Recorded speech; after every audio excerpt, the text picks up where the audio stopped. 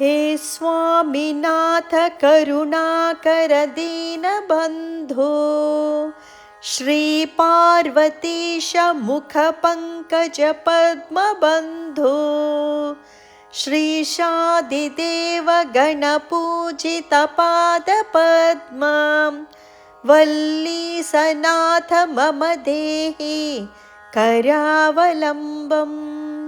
देवादिदेव सुतदेव गणाधिनाथ देवेन्द्रवन्द्य मृदुपङ्कजमञ्जुपाद देवर्षि नारद मुनीन्द्र सुगीतकीर्ते वल्लीसनाथ मम देहि करावलम्बम्।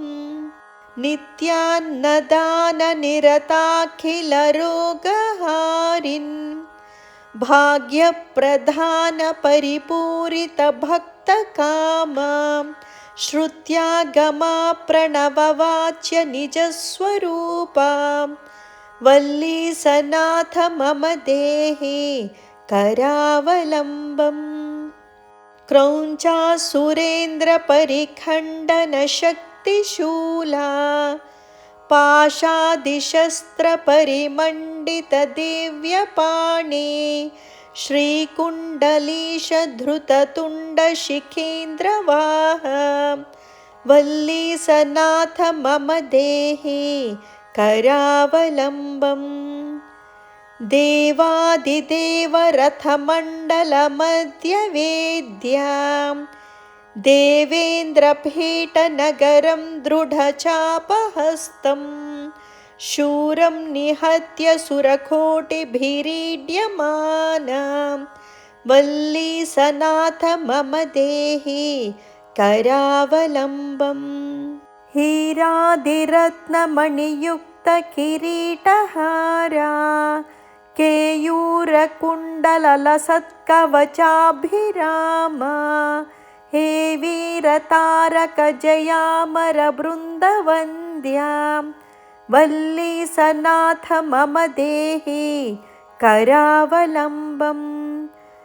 पञ्चाक्षरादिमनुमन्त्रितगाङ्गतोयैः पञ्चामृतैः प्रमुदितेन्द्रमुखैर्मुनीन्द्रैः पट्टाभिषिक्तहरियुक्तपरासनाथ वल्लीसनाथ मम देहि करावलम्बम्।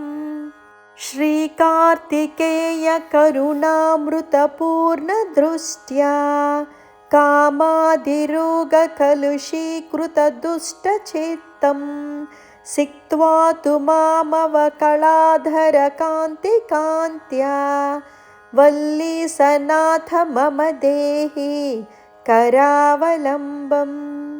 सुब्रह्मण्याष्टकं पुण्यं ये पठन्ति द्विजोत्तमाः ते सर्वे मुक्तिमयान्ति सुब्रह्मण्यप्रसादतः।